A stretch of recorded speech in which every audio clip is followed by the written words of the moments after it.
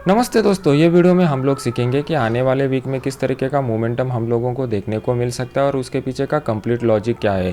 Friday के दिन जो मोमेंटम हुआ है उसकी वजह से कुछ इन्वेस्टर ज़्यादा ही खुशी के माहौल में चले गए हैं, लेकिन जब उनको समझ में आ जाएगा कि मार्केट में किस तरीके का पैटर्न बनने जा रहा है तो उनको आइडिया क्लियर हो जाएगा कि गिराने से पहले मार्केट को एक दिन उठाने की कोशिश की हुई है। और जब आप इंटरेस्ट रेट और गोल्ड रेट के बारे में जो फंडामेंटल कंसेप्ट है उसको समझने की कोशिश करोगे तो आपको पिक्चर और भी क्लियर हो जाएगा। तो लॉजिक के साथ प्राइस एक्शन को और ओपन इंटरेस्ट के डेटा को समझने की यहाँ पर कोशिश करते हैं।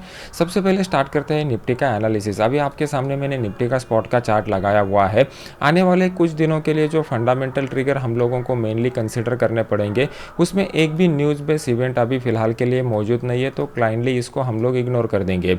नेक्स्ट इंपॉर्टेंट जो आता है वो यूएस मार्केट में इंटरेस्ट रेट का क्या हो सकता है। जैसा मैंने आपको प्रीवियसली बताया हुआ है, यूएस में जो इलेक्शन होने वाले हैं, अगर इलेक्शन के पहले रेट कट होता है या इलेक्शन के बाद रेट कट होता है उसके ऊपर डिपेंड रहेगा कि डाउ जोन्स में किस तरीके का मोमेंटम होता है।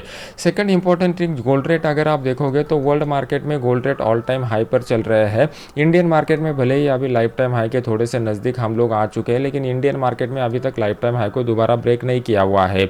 तो ये जो गोल्ड के रेट बढ़ते हैं ये जनरली कब बढ़ते हैं पहले उसको समझने की कोशिश करते हैं।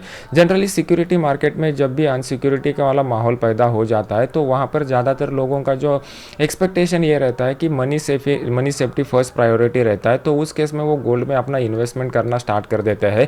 पिछले कुछ सालों में अगर इंटरनेशनल मार्केट में आप देखोगे तो गोल्ड के रेट उतने बड़े नहीं थे। अभी जितना अभी बढ़ना स्टार्ट हुआ है, $2500 का जो टारगेट ब्रेक कर दिया था उसके बाद डायरेक्टली लोग $3200 की बात कर रहे हैं। अगर इतना गोल्ड अगर बढ़ जाता है और यहाँ पर अपना जो पैटर्न आज के दिन हम लोग डिस्कस कर रहे हैं वो पैटर्न अगर कंप्लीट हो जाता है तो आने वाले दिनों में हम लोगों को तेज़ गिरावट देखने को मिल सकती है।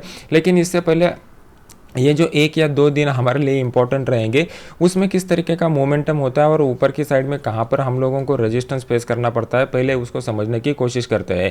यहाँ पर अगर आप देखोगे तो मार्केट में कंटिन्यूसली एक अपसाइड का मोमेंटम बना हुआ था। उसके बाद मार्केट ने यहाँ पर ऑलमोस्ट 2 कॉन्जिक्यूटिव स्विंग टॉप्स लगा दिए हैं और मार्केट अभी तीसरी टॉप लगाने की कगार पर है। अगर ये तीसरा टॉप भी यहाँ पर लग जाता है और ये स्विंग टॉप बनने के बाद मार्केट दोबारा डाउन साइड का मोमेंटम क्रिएट करना चालू कर देता है तो यहाँ पर एक हेड एंड शोल्डर पैटर्न हो जाएगा जो हमें इंडिकेट करता है कि मार्केट में एक मेजर ट्रेंड चेंज होने वाला है।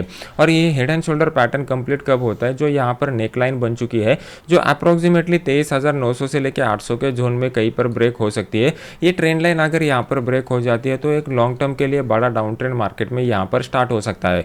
तो कल के दिन हम लोगों को कहाँ पर फोकस करना पड़ेगा। अभी ऊपर की साइड में अगर आप देखोगे तो ये जो गैप फिलिंग वाला लेवल है ये इंपॉर्टेंट रेजिस्टेंस की तरह काम कर सकता है। ये अप्रोक्सीमेटली 24,700 के करीब आ चुका है। तो कल के दिन या मंडे के दिन या ट्यूसडे के दिन मार्केट अगर इस लेवल को रिस्पेक्ट करके दोबारा नीचे घूमता है तो हम लोगों के लिए कॉशियस वाली बात रह सकती है।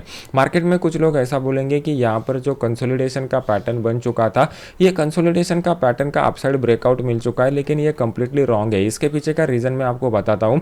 अगर मार्केट अप ट्रेंड में बना हुआ है और इस तरीके का कंसोलिडेशन का पैटर्न बनता है और फिर उसका ब्रेकआउट दे देता है तो ये अपसाइड के मोमेंटम को कंटिन्यू कर सकता है। अगर आप यहाँ पर देखोगे तो जितने भी लोग यहाँ पर मार्केट में काम कर चुके हैं, ज़्यादातर लोगों ने इसी वाले कंसोलिडेशन फेज में जनरली डाउन साइड के पोजीशन बनाए हुए थे। Candle pattern, candle colour, candle का क्लोजिंग आप लोगों को क्लियर वही इंडिकेशन दे रहा है।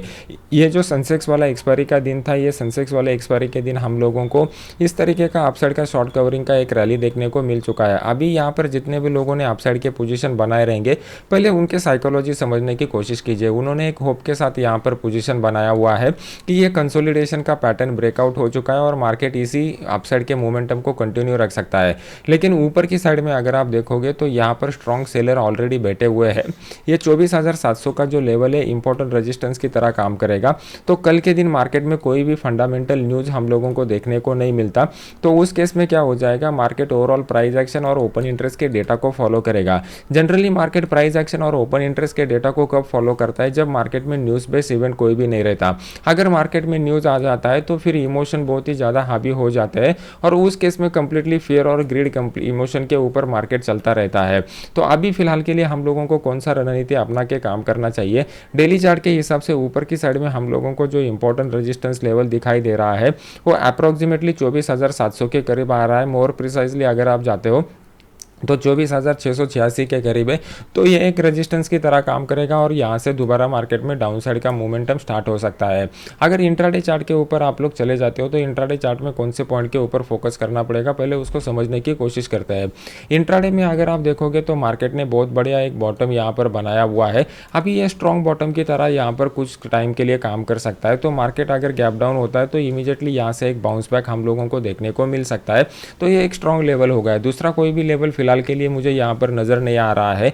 जो लोगों को एग्रेसिवली काम करना है वो लोगों के लिए वहाँ पर ऊपर की साइड में डेली चार्ट के ऊपर जो रेजिस्टेंस लेवल आ रहा है उसी लेवल को आप पकड़ के काम करके चल सकते हो। मार्केट में स्ट्रॉन्ग साइड का डाउन साइड का मोमेंटम कब स्टार्ट हो जाएगा, जो ये वाला ट्रेंड लाइन है, जब मार्केट इस लेवल के ट्रेंड लाइन के नीचे आ जाएगा तो यहाँ पर स्ट्रॉन्ग डाउन साइड का मोमेंटम हम लोगों को बनता हुआ दिखाई देगा। अगर इसी जोन को हम लोग कंटिन्यू करते हैं तो इस जोन को कंटिन्यू करने के बाद आपको कुछ पॉइंट यहाँ पर समझ में आ जाएंगे। मार्केट यहाँ पर ऊपर जो चल रहा है तो ऊपर की साइड में हम लोगों को जो रेजिस्टेंस लेवल देखने को मिल रहा है इसी जोन का, तो ये अप्रॉक्सीमेटली ये लेवल निकल करके आ रहा है। तो हम लोगों के लिए कल के दिन मार्केट ज़्यादा गैप अप ओपन नहीं होता है और दोबारा इसी लेवल से मार्केट रिवर्स करता है, मतलब अप्रॉक्सीमेटली 24,600 से लेकर 650 से, तो दोबारा मार्केट में डाउन साइड का मोमेंटम हम लोगों को बनता हुआ दिखाई दे सकता है। यहाँ पर इन बिटवीन वाला फेज जो रहेगा, ये इन बिटवीन वाला फेज हमारे कोई काम का नहीं है। इसके पीछे का रीज़न है कि मार्केट में कोई भी फंडामेंटल न्यूज़ हम लोगों को कल के दिन एक्सपेक्टेड नहीं है। सेकंड इंपॉर्टेंट थिंग, अगर आप ओपन इंटरेस्ट का डेटा देखोगे तो ओपन इंटरेस्ट के डेटा में भी उस तरीके का कुछ ज़्यादा पोजीशन बनता हुआ नहीं दिखाई दे रहा है। तो कल के दिन आप लोगों को एक बात याद रखनी पड़ेगी कि कल के दिन हम लोगों को कुछ यहाँ पर जगह पर बैंकिंग हॉलीडेज भी डिक्लेयर हो चुके हैं रक्षाबंधन के त्यौहार पर, लेकिन अपना जो मार्केट है वो मार्केट चालू रहने वाला है। तो कल के दिन मार्केट में क्लियरिंग हॉलीडे है लेकिन ट्रेडिंग हॉलीडे नहीं है। तो क्लियरिंग हॉलीडे के दिन जनरली क्या हो जाता है, वॉल्यूम जो है वो वॉल्यूम थीन रहता है और मार्केट अभी इस कगार पर आ चुका है। तो कल के दिन हम लोगों को एक्सपेक्टेड है कि मार्केट ज़्यादातर टाइम रेंज बाउंड रह सकता है, क्योंकि क्लियरिंग हॉलीडे के दिन जनरली यहाँ पर हम लोगों को बड़ा वॉलेटिलिटी, बड़ा मोमेंटम देखने को नहीं मिल सकता। तो कल के दिन मार्केट में पोजीशन बनाते समय आपको पहले क्वांटिटी कम रख के ही काम करना पड़ेगा। अभी देख लेते हैं कि बैंक निफ्टी हमें क्या इंडिकेट कर रहा है और बैंक निफ्टी में किस तरीके का सिनेरियो यहाँ पर बन रहा है। सबसे पहले डेली चार्ट पर हम लोग समझने की कोशिश करते हैं कि इन्वेस्टर का साइकोलॉजी हमें क्या इंडिकेट कर रहा है। यहाँ पर जिन्होंने भी डाउन साइड के पोजीशन बनाए रहेंगे वो अभी भी सेफ जोन पर बने हुए हैं। इसके पीछे का रीज़न है कि market continuously series of lower highs बनाते जा रहा है और इस लोअर हाइज में जब भी मार्केट प्रीवियस हाई के करीब आ जाता है, मार्केट में दोबारा एक डाउन साइड का मोमेंटम फोर्स यहाँ पर स्टार्ट हो जाता है। जिनको भी डाउन साइड के पोजीशन बनाने हैं वो एग्रेसिवली यहाँ पर पोजीशन बनाने की कोशिश करते हैं और जैसे ही मार्केट गिरना स्टार्ट हो जाता है बड़ी तेजी से मार्केट गिरता हुआ आपको यहाँ पर दिखाई दे रहा है। तो मार्केट एक इंपॉर्टेंट रेजिस्टेंस लेवल के करीब आ चुका है। तो ये as a aggressive opportunity seller लोगों के लिए मार्केट में बनती हुई दिखाई दे रही है। मार्केट में एकदम स्ट्रॉन्ग डाउन साइड का सीलिंग और फ्रेश डाउन साइड के पोजीशन कब बनना स्टार्ट हो जाएगा, ये जो कंसोलिडेशन का पैटर्न यहाँ पर क्लियर कट बनता हुआ दिखाई दे रहा है।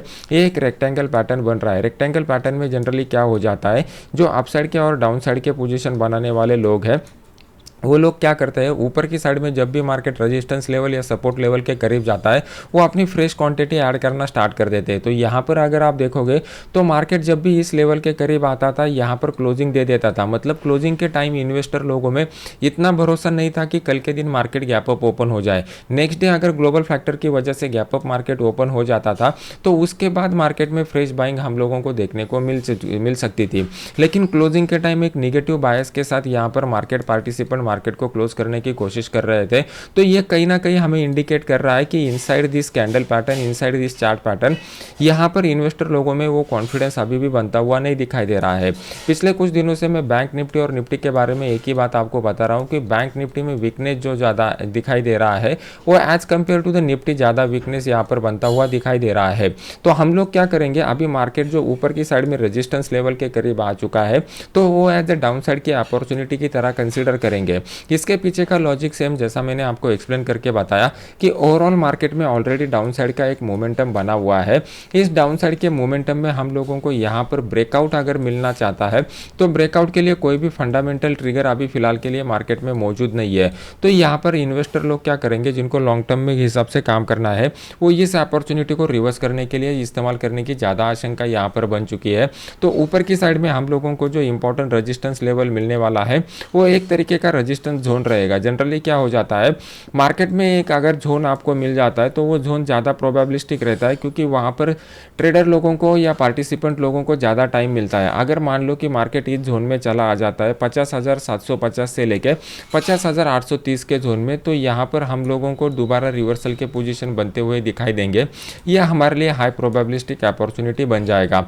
अगर मान लो कि market directly gap up open हो जाता है या फिर इस लेवल को तोड़ के ऊपर चला जाता है, तो फिर हमारा नेक्स्ट इंपॉर्टेंट रेजिस्टेंस लेवल जो है वो 51,100 के करीब का देखने को मिलेगा, क्योंकि यहाँ से ही मार्केट गैप डाउन हो चुका था। मतलब क्या है कि जिन्होंने भी मंथली एक्सपायरी में या वीकली एक्सपायरी में यहाँ पर बड़े स्ट्रॉन्ग शॉर्ट के पोजीशन बनाए रहेंगे, वो इसी दौरान बन चुके हैं, तो वो लोगों ने अभी तक अपना पूरा क्वांटिटी अगर निकाला नहीं रहेगा, तो मोस्ट प्रोबेबिलिटी यह है कि दोबारा जब मार्केट इस जोन के करीब आ जाएगा, वो अपना क्वांटिटी और ऐड करने की कोशिश कर सकते हैं, क्योंकि इतने टाइम के लिए होल्ड करने वाले ज़्यादातर राइटर लोग रहता है।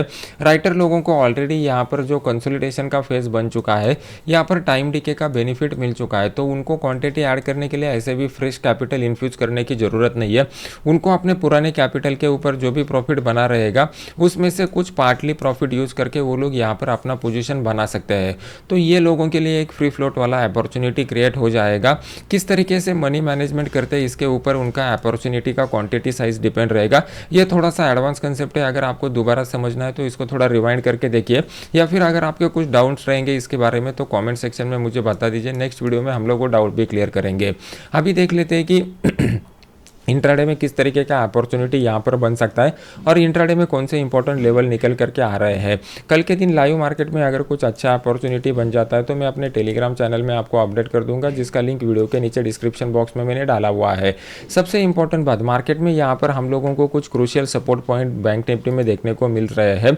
ये क्रूशियल सपोर्ट पॉइंट के करीब जब भी मार्केट आएगा, एक हल्का सा बाउंस बैक मार्केट आराम से आप लोगों को दे सकता है, क्योंकि एक बड़ा लेवल यहाँ पर ब्रेक हो चुका था और उसके बाद यहाँ पर एक अपसाइड का मोमेंटम बनता हुआ दिखाई दे रहा है। तो ये जो 50,363 का लेवल है, इस लेवल के करीब मार्केट आएगा तो एक अपसाइड का बाउंस बैक दे देगा।